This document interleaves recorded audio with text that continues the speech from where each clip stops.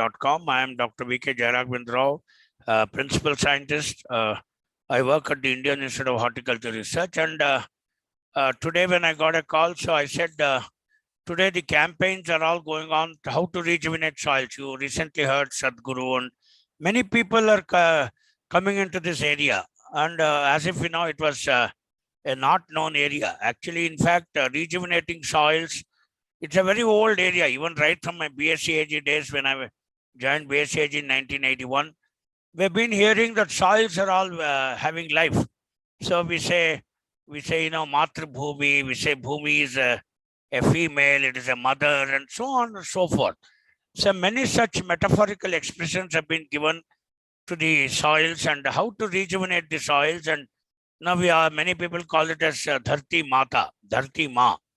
So we take care of the soils as if it's our own mother, and then, how a mother's womb, we all are getting nurtured, and how our life processes go on and so forth. So today we'll have a small scientific part of how the rejuvenation of soils is going to help, and where we have done the mistakes, and what exactly has to be done to address this particular issue. Or is it a very new issue that great people like Sadhguru and all have come to this campaign, or a campaign itself is necessary, or science alone is very important? So even sometimes when I tell my students, you see, a science has got a human face, and a science, when it is converted to a technology and applied on the society on a larger scale, and then when you are going to make a campaign about it, you bring a lot of awareness in the society and people follow. When you say a traffic awareness week, when we say AIDS awareness, when we say so many such awareness campaigns people have been doing, it's only because it is not that people know, but people should know that why a campaign is been coming. What is the urgency to do this at this stage, and who is irresponsible? So, they say that what is the difference between a knowledgeable person and a non-knowledgeable person? A non-knowledgeable person is not aware of anything, and he simply blindly does it. There is no logic, there is no rationality in his decision making, and there is no science at all. But today you see everything is based on logic and awareness. The do's and don'ts are all very, very strongly structured in the civil society. So with this as a background, very quickly I'll go. So that is the topic, and all my things have been given here for you to further communicate. Okay, so now I start this whole lecture with three paradigms: Gyan, Vigyan, or Abhiyan. I keep telling in all my classes as well. So there is a knowledge, there is a science, and there should be a campaign. So you must, again, you will ask me a question, sir, what is the difference between Gyan and Vigyan? See, Gyan is all the experiences accumulated over years, which also includes Vigyan. So that means a science, along with the experience, along with the utilization, when it gets converted, becomes knowledge. Okay, so knowledge is always higher, science is always lesser. And obviously, you should have an Abhiyan. See, when you see, Swachh Bharat Abhiyan, is it that we did not know how to clean our societies and keep our environment clean and not harbor the diseases, and the BBMP comes in a very big way, puts all the mosquito repellents and all that? Is it that we did not know? We knew it.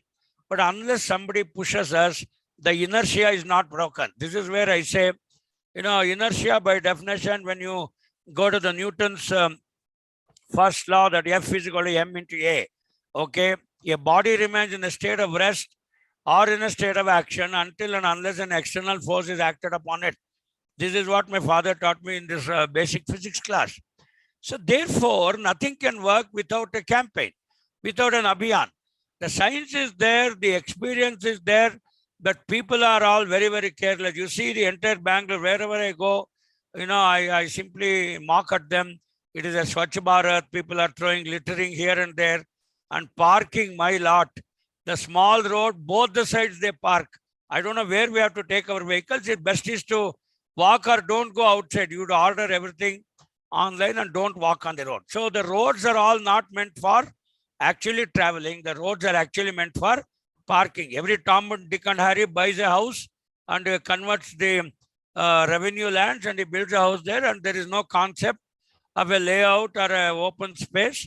And you can find all these fellows putting the vehicles on both sides of the road, littering, loitering everywhere. So definitely a big campaign is required at a bigger scale. Anyway, we'll do that. Now we'll come to our campaigning for the Save the Soils. So the soil health by definition is defined that, it's highly sustainable. See, why do we say, for example, why a soil is compared to a woman? See, why do we say that a woman should not have more children, or the fecundity or the frequency of having children? Earlier days, 10 children, men, 8 children. People, by bearing so many children, they die. And then many people had lost, they had become malnutritious and they have lost health. They got chronic because, they don't have the capacity. Even if they have the capacity, you should not have so many children. 1 or 2 is okay, fine. So we talk in the terms of soils, that how it sustains the plants, animals, and humans, and what are the nutrient recycling. See, today, when we talk about rainwater harvesting, we we say that how our aquifers and the groundwater has to be recharged.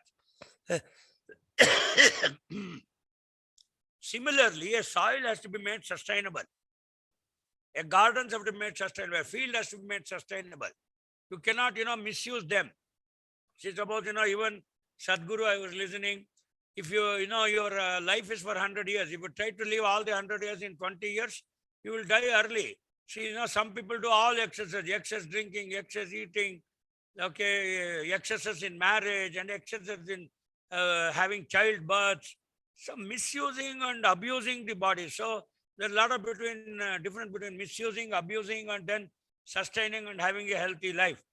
Everything is not about, some people want to live very fast. Within 20 years, they want to enjoy everything and die. So similarly, in a case of a soil, the filtering and buffering capacity, the physical stability and support it can give, and what sort of biodiversity it can habitat. So that is what we say as rejuvenating soils.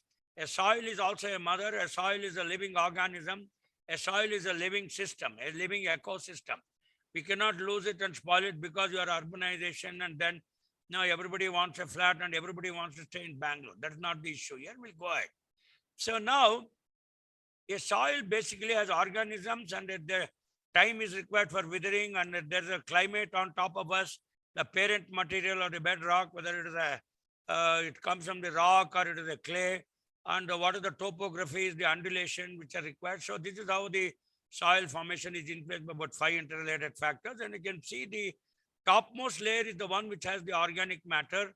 Okay, later on, when you go below 8 feet, okay, it's all about parent rock and unweathered parent material. It's a hard stone. So these are all not so important for us. And the top first, 8 centimeters of the soil is our most fertile soil. And that is where everybody wants to build a building today. And I'm not saying you don't build building. Please build buildings and have high-rise buildings, have flats.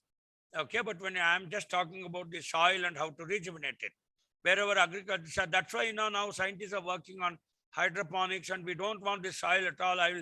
Now recently in IHR we launched this advanced center for protected cultivation using the polyols, where all the relative humidity and many of the other parameters are controlled through the IoT.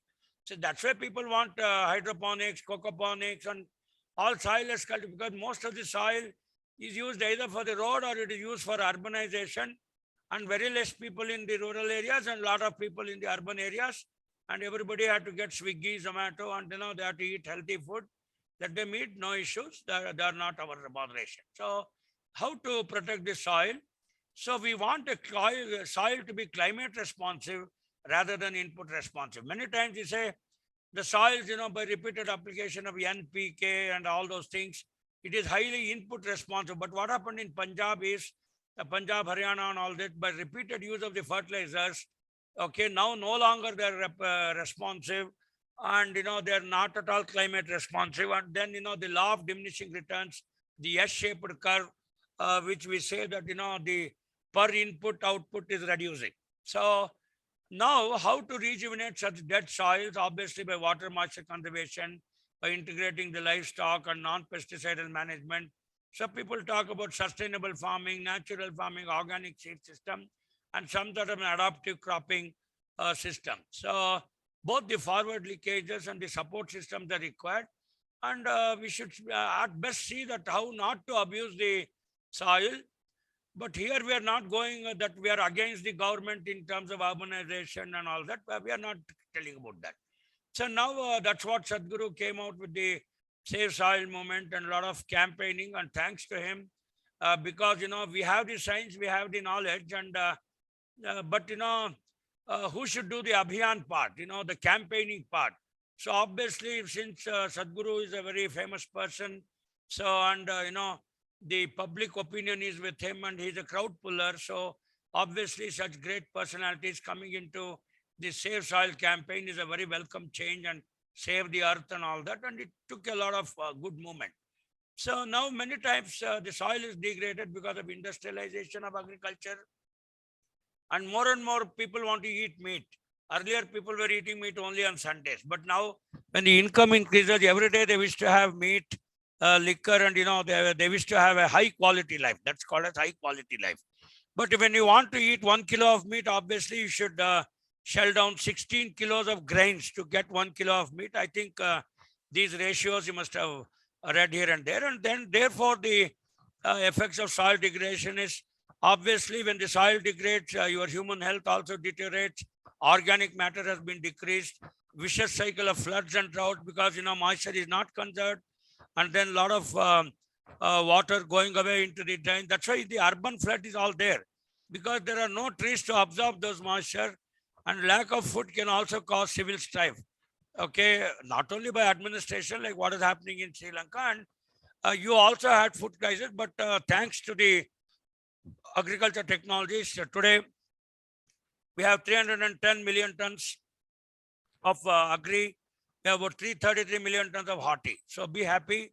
So everything is not because it is coming from soil. It is coming because of the advanced technology in soilless cultivation, hydroponics, and so on. So this is where you see the left side is a highly degraded soil. The right side has a soil cover. The temperature is reduced, and obviously when the temperature increases on the left side, and on the right side the temperature reduces, there is a soil cover, more organic content, moisture accumulation.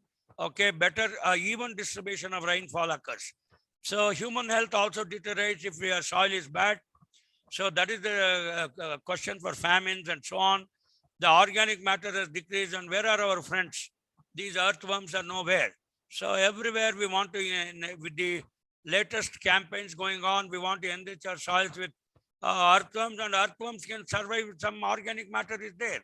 If some waste food particles or organic content is there, it can feed and survive. If nothing is there, who will survive? So a lot of floods and droughts you're already seeing. This is a case of Mumbai where a lot of floods every year. Nowadays, Bangalore also a lot of floods are occurring. Lack of food, people, when there is no food, people will migrate. They can cause civil strife. So that's why, the urban areas, today what is happening in Bangalore is everybody wants to be in Bangalore, and the crimes are also increasing. There's a lot of struggle to do it. But I am not here to say why Bangalore should be developing more than the rural area. That's not my cup of tea. But coming back to the soil, okay, soils and weakens, our bodies will weaken, not just in terms of nourishment, but in a very fundamental way. So socially, culturally, morally, soils have been responsible for all this sort of overall development. So how to revitalize the soil? Obviously, you have to build organic content. Nowadays, we say you please put organic content, how your kitchen waste can go into composting. And, BBMP has come out with the dry waste and the wet waste, and the wet waste gets recycled, and then it's getting converted to a good compost. Obviously, there are two methods of composting. One is the aerobic method, or we also call it the NADEP method. That's Narayan Pundre method I'll be showing you. So increase the soil. Next is the tree-based agriculture or agroforestry, for which you require land, and but how to compensate, because in and around Bangalore or any other city, everybody wants to own a house. They want to be closer. That's again an ethical dilemma question. And then you reduce your meat consumption, and you can put the same meat masala into these vegetables. I think it should look good, only the masala and the flavor, but still, if you're a hard red meat eater, not the white meat and the lean meat and whatever it is. So anyway, that's a question of your personal choice. I am not here to make you guys vegan or whatever. Then fruit diet and healthy diet for you on the planet. So building a conscious planet, you should be aware of what is happening. See, for example, like what is told in the Bhagavad Gita, if you do a bad thing, but you expect the results to be good. See, I don't think by putting a neem tree, you will get a mango fruit. So you should be more conscious and aware and look at how much you can, these are all the dying soils of Anantapur. Look, how much are you going to till the land? The top, there is no top soil at all. It is already gone. So these are all soils are dying. So there is a lot of difference between dirt and soil. What is life in soil is there no life in soil? Obviously, I say that there is life in soil if it is rich in microbes, organic content, microbial activity, composting, humus and water holding capacity, and the organic carbon content. So it is alive. So today, the modern agriculture, when the green revolution started, we started treating not the naturopathy way, but the allopathy way. Okay, you come, everything you give by external input. If fertilizer is less, give NPK. If there is no pesticide, spray pesticides. Because of this, what happened? Because of the greed of many of the companies to make profits. And today when we say prosperity, it is all about creation of wealth and having more wealth and more wealth. But actually, the Human Development Index talks of 3 parameters. One is the health, the income, and education. So what is that you are going to have wealth for? For whom? Without, when you don't have health, 90% fellows are all diabetic fellows. Okay. And you're all heart patients. And even if money is there, you fellows cannot eat. But everybody wants to eat very high quality meat. But what is the longevity is also become very high with the medicines. Neither they are dying, nor they are living a quality of life. So they are almost like living dead bodies. So therefore, the present soil has been misused, abused, and in the long term, how long these soils, which is there in the ICU, can sustain agriculture? So this is the $1 million question. So you see this particular figure, everything is given by external inputs. That's why, we have another concept called the LEIA, low external input agriculture. I don't know how you will bring it, but kindly urbanize more and enjoy your life.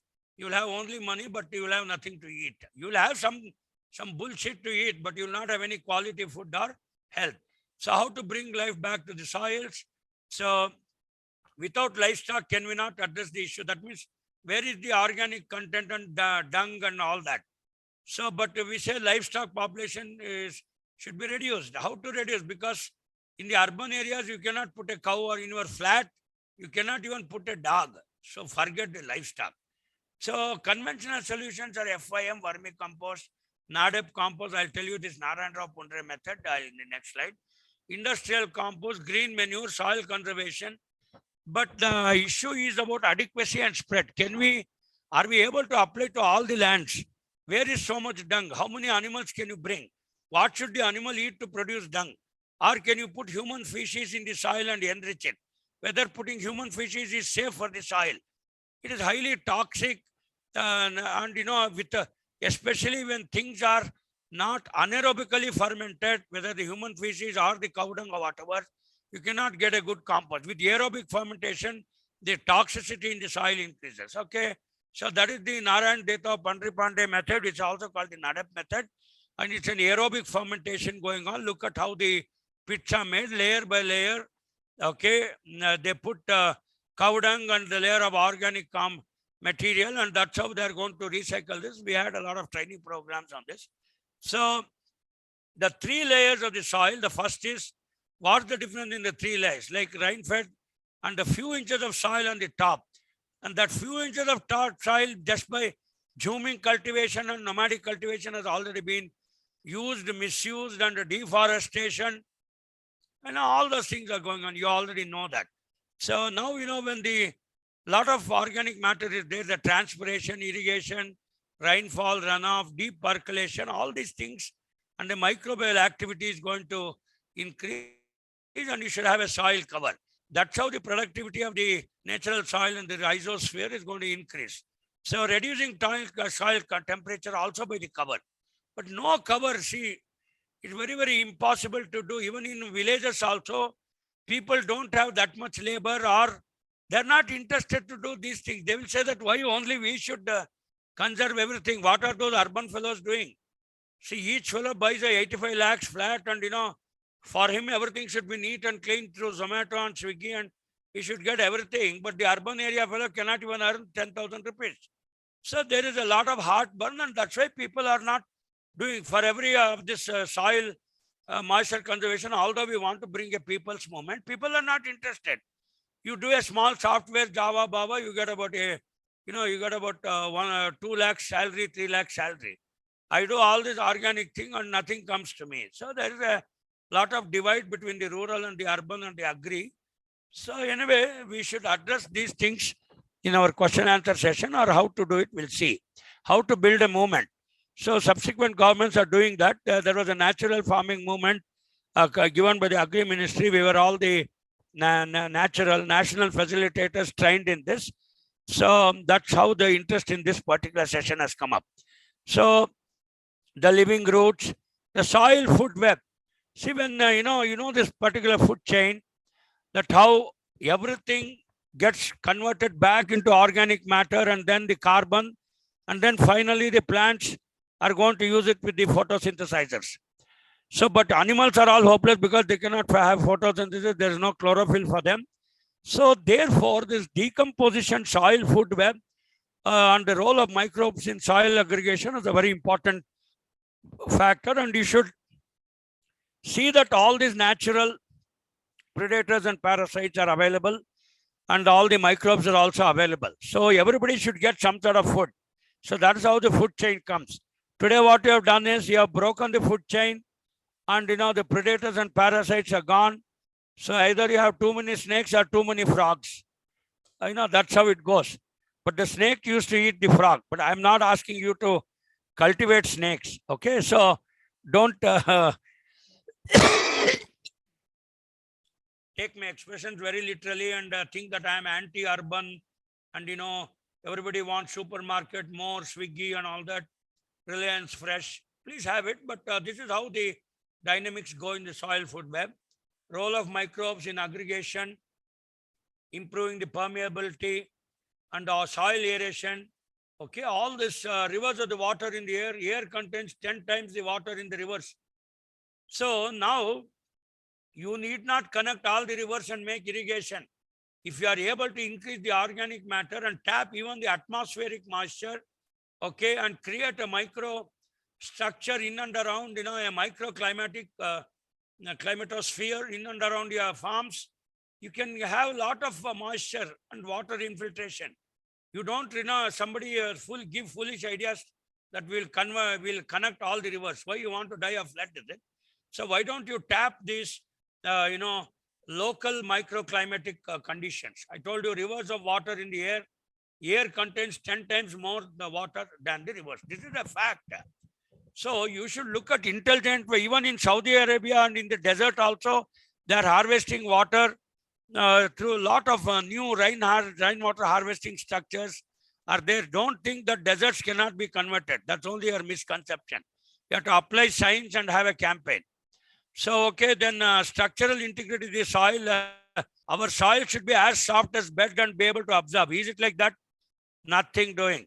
Nothing is there everywhere. It only cemented roads, and even the water goes in the drain, and then all drains are overfilled. So in spite of so many water harvesting structures, you could not make a good drainage. So the failure of the urban planning, I could say, I'm not going into that because you all have to stay in urban areas. Okay, so now water resistant soil aggregates. So you can put some soil amendments, improve the soil structure even through microbes. So plant converters. See, obviously plants are the most efficient to convert sunlight, water and carbon dioxide into sugars. See, that's why the whole Gayatri Japam today was Upakarma, when we chant the Gayatri mantra, it is Tatsavituhu, okay, Vituhu, okay. Savituhu means sun. Sun is the source of energy, and then he is the one with sunlight only, all this photosynthesis is occurring. Tatsavituhu Bhargo Devasya Dhimahi Diyo Yona Prachodayat. So let all my sensitivities come from this ray of sunlight, which is also the creator of food. The first glucose molecules are created by the sunlight only, combining water and carbon dioxide into sugar, C6H12 and O6. So how beautiful are all our deep-rooted cultures. So 30% of sugar stored in the roots, 40% are sugar stored in the above ground mass. So therefore, you can even harvest the roots and eat, but to harvest all this, you should have a good soil. The soil has exudates, by microbial population. All these things are going to improve your soil structure. Polycrops, obviously, we have different above the ground, below the ground, and, you can have this terrace, vertical farming. Even IIHR has been doing that. And obviously putting some natural barriers against pests and diseases.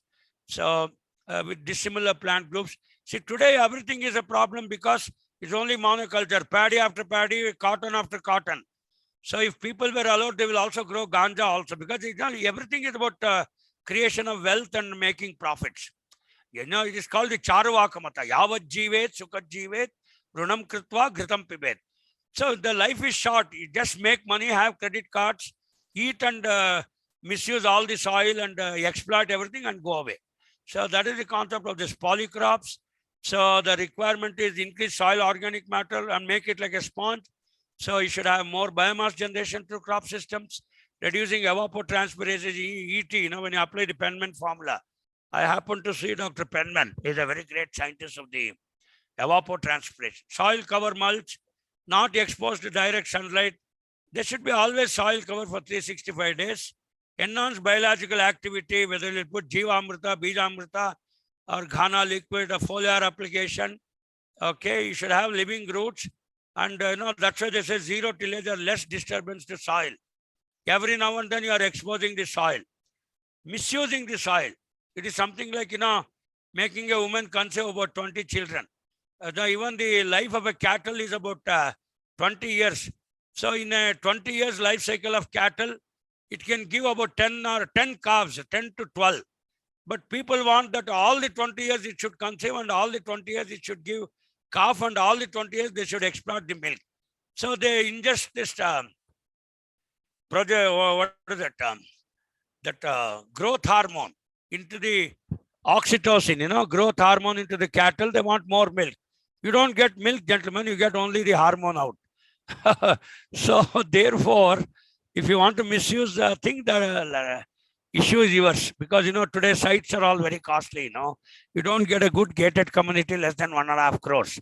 So the greed has come here.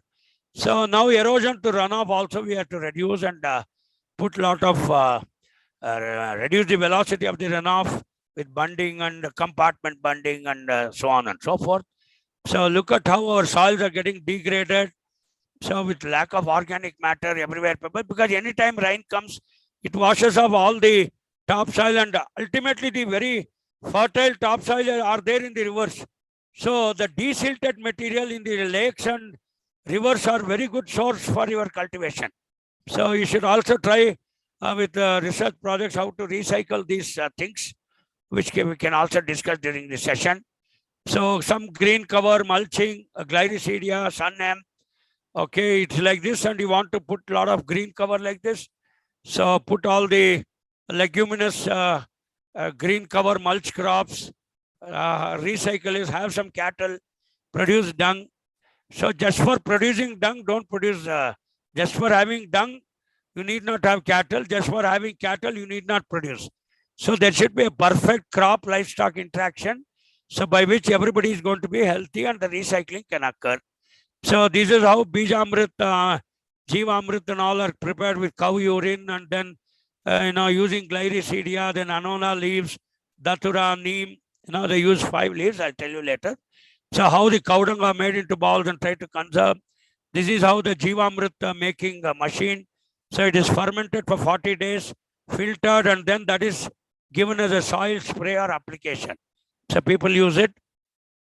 So Drava Jivamritam, Deshi cow dung 10 kg, cow urine 5 liter, jaggery 1 kg, pulse flour 1 kg, mould cloth 250 gram. So this is an experiment done in Anantapur district, and when Anantapur district is all the soils have been eroded, gone case. So they're trying these experiments there, and how to filter them and give a good spray. Look at how even cow dung also you should filter, ferment. Without fermentation, you will be causing more harm to the soil than actually gaining. So let us sum up quickly, gentlemen. improving soils is compost application. If you still think like that, you are wrong. Improving soils is increasing livestock and making gobar available. Again, you are wrong. So the perspective is to have a soil cover for 365 days, have polycrops, above ground, below ground diversity, using biostimulants, and do not allow the soil to run off, soil aggregation and aeration to enhance biological activity. So this is the regeneration agriculture, given some issues which we have already discussed. Thank you very much. That ends here and the session is now open for discussion. Thank you, sir, for the detailed presentation. I'll now take up some questions. Okay. So the first question is, most farmers in India will not know anything about soil testing. Do you see this a big stumbling block? No, soil testing, when we come out with the soil health card or plant health card in case of horticulture, see, it will only know the status of the soil. See, when you go to a doctor, okay, they will only tell whether you are diabetic or a BP person and what sort of tablets you have to take. But the organic method or whatever I'm saying, how to rejuvenate the soils, this is a different, it requires a mass movement. See, now, when the land is so scarce and when a heavy urbanization is taking place, see, don't think land is a very super value only in cities. Even in the villages also, a 30-40 site in a village also will cost you not less than 15 lakhs. So now to have a lot of this Jivamritam, this is all high labor intensive things. The science is okay, but the opportunity cost of labor is very high. So once when people suffer and say that everybody has to do it, only in a government sponsored initiative, a campaign can help in doing all this. Okay. And next question, what are some simple methods a farmer can adopt to improve the soil health? See, the simple methods are, see, one is by, see, I told you, see, this making a soil live is not just about putting some cow dung and all that. See, composting, collection of green material, recycling, and even suppose he has Kharif and Rabi as a main crop. Summer, he cannot keep it fallow and expose the sunlight, expose the soil to sunlight. Some, on minimum, he can put some glycine or some green cover always there. So that helps improve. And, obviously, some sort of soil and water conservation methods like compartment bunding in the black soil and then putting a bund across and reducing the runoff. And, actually, by putting Jivamritam and Bijamritam and these sort of things, you will improve the soil flora and fauna. The microbial population is going to increase. That's how he has to do it. He has to be more aware. But today people are averse for awareness, which is going to increase his drudgery. They want easy mobile phone tapping sort of work. Such works are not available in some of these things. It requires hard labor. Okay. And next question, in which parts of India is soil health the most deteriorated? See, the soil health wherever, for example, Rajasthan has already deteriorated. Okay, then in and around Bangalore, the things are all gone. Although, especially Karnataka and in and around Bangalore, this was not at all suited for urbanization because we are 3,000 feet above the sea level. It's a very conducive environment. But the Britishers wanted to stay here and everybody now wants to stay in Bangalore.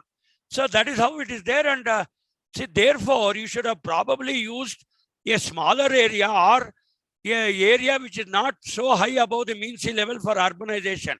See, for example, Texas is a very rocky area in US. So that is where they build cities.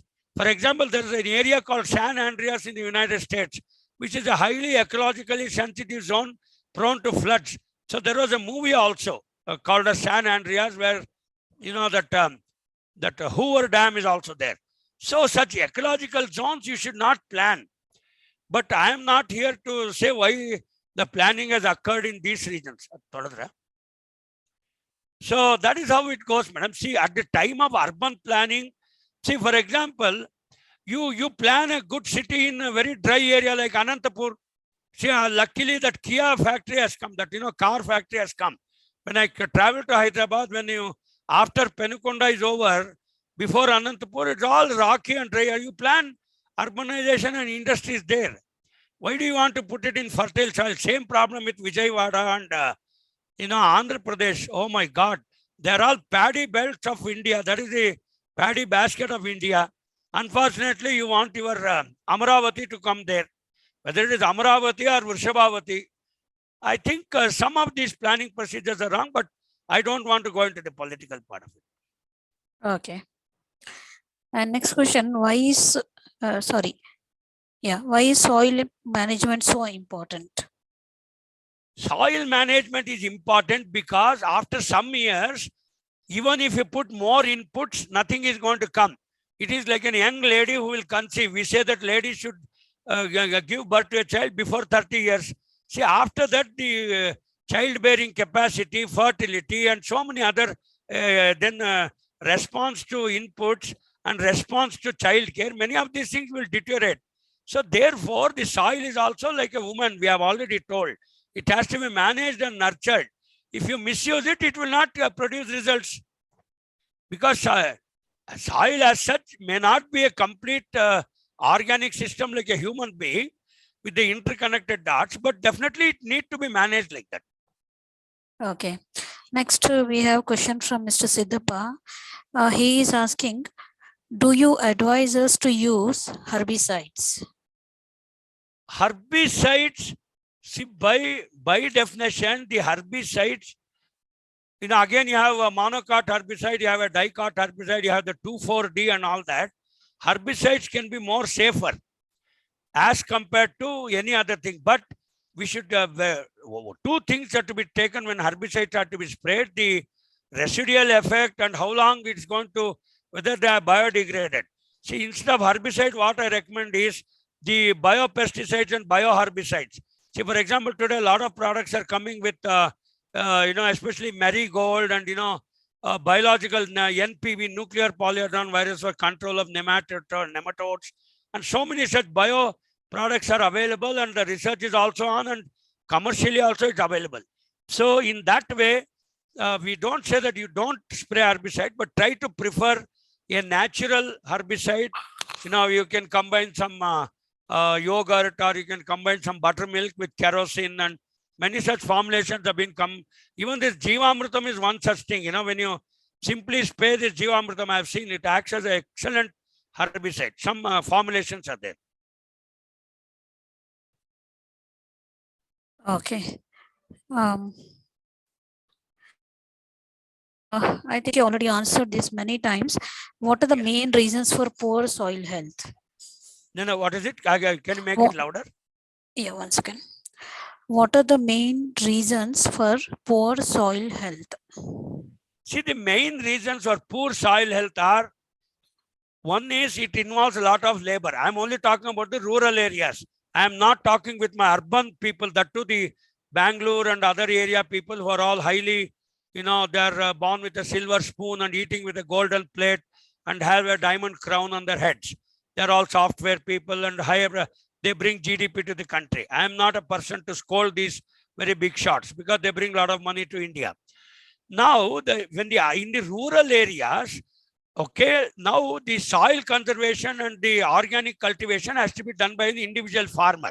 So there is no such government support or a campaign where, just like when we made Swachh Bharat Abhiyan, which was become a campaign of the government of India. So such sort of awareness and public support, NGO support, and, a lot of bringing even foreign funds. So if these things are brought, people will get interested, because everybody has to be paid for their labor, at least minimum 300 rupees or 400 rupees for a man and 250 rupees for a woman. If you pay the labor, they will also be engaged, the employment is generated, they will collect organic content, and that should be made as a campaign. It cannot be an individual effort. See, suppose if I say that individually I'm cleaning my house, putting all the dirt outside on the street. So that doesn't work. A BBMP should come. It should have a wet waste and a dry waste with the blue and the green. And it should kick the fellows and fine them. Then only the mass movement. Today, everybody is aware about the wet waste and the dry waste. So until it comes as a government campaign with a fund and an institution behind, individual efforts is not going to work. Thank you. Okay. And next question, how can we motivate farmers to go for natural farming? No, we have already motivated the farmer. You should motivate them like our software engineers. If you create a high value of the 3.5 lakh rupees job with Java, Bava, okay, then MySQL, cloud computing, AWS, Amazon Web Services, people will do it. There is no money in these rural areas. You know, in Telugu, there is a saying, I think Telugu people will understand. Kshanam tirika ledu, damudi adayam ledu. So we are always busy. Why should we work like a donkey? I will also learn AWS, Amazon Web Services. I'll be employed in Sarjapura Road. I also want 3.5 lakh rupees. Can you pay me 3.5 lakh? I will do organic farming. You give me my money. I mean, I need money. I'm a farmer. Don't make me always poor and wash your shit there. Okay. If you give me a business hybrid model and make me also earn some money, I will also do it. But see, everything is not charity today. In urban areas, when you pay even for parking, okay, even for your flats you pay. So why should the rural area fellow do it at a peanut cost? Okay. And next question, can zero budget natural farming benefit farmers? Yeah, can zero budget farming, what happens? Can zero budget natural farming benefit the farmers? No, see, now you don't quote my name because I'm already employed in ICR and I may lose my job. I'm only telling you as a personal opinion as an experienced scientist. I hope you'll not quote my name. See, I'm in my opinion, zero-based natural farming, if all our 3,80,000 villagers adopt it, they will go to dogs. They will become pauper. So only it is because of technology and other things we are doing. And everywhere there is a government funding campaign. And that's how we are able to get 315 million tons and 333 million tons in horticulture. But still the farmers are unable to get remuneration. Please understand this. This is the parody of agriculture. In many of my lecture series, I have also told this. Today, Indian farming is highly productive. Okay, it has a lot of production, but there is no income distribution. So people are not interested. Given a chance, everybody would like to learn Amazon Web Services and cloud computing and have a 1.13 crore flat or a gated community in Sarjapura. Please understand. Even the rural area fellows are intelligent. Don't think that only urban area fellows will pass. They can also take IIT exam and pass. But if we give money and we have a business model for remuneration, it will be there. Otherwise, zero-based natural farming is highly labor intensive. Opportunity costs are zero or negative. You don't get that much remuneration as you get. So today, everybody's attitude has changed. With least effort, I should get more money. Therefore, nobody should do this. Thank you. Okay. Okay, sir. I'm not finding any more questions from our participants. So now we have come to end of question round. On behalf of agricultureinformation.com, I like to thank Dr. V K Jayaraghavendra for a detailed presentation. Yeah, lastly, I want to make a statement. Lastly, in most of my lectures, you have been seeing. So this is actually a management solution for soil health or organic farming or natural farming or making things. See, when Sadhguru came into this picture in a campaign, it picked up momentum. If a politician comes, it picks up momentum. Tomorrow, if Wipro or TCS or Mindtree comes with a business model, okay, for the CSR, it picks up momentum. So therefore, this is the urban-rural divide. So we request all this, the so-called urban technocrats who are making millions of dollars to come out with rejuvenating the earth in a Save Earth campaign. Even in Tennessee also, when Sadhguru went, he went on his motorbike and, my brother-in-law stays in US. Lot of campaign. People are very convinced with things in Tennessee and, in the entire US. People are ready to give money also. But only thing is the will is missing.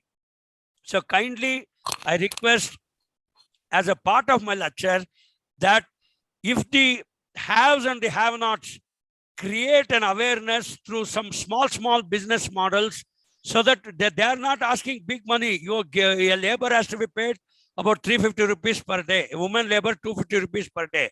they will also be engaged, and we can take all this organic science and agriculture in a very, very logical way. And but we should have a business model. Nothing is going to be done free of cost. Thank you very much. Okay, sir. Thank you. I think I'm sure our participants will react to this and act on this. So now we have come to end of question round. On behalf of agricultureinformation.com, I like to thank Dr. V K Jayaraghavendra Rao for the detailed presentation and answering all the questions. And we also like to thank all the participants for joining this meeting. The meeting will now be closed. Yeah, thank you. Sir. Thank you. Yeah. I will leave the meeting. Thank you. Sure. Yeah.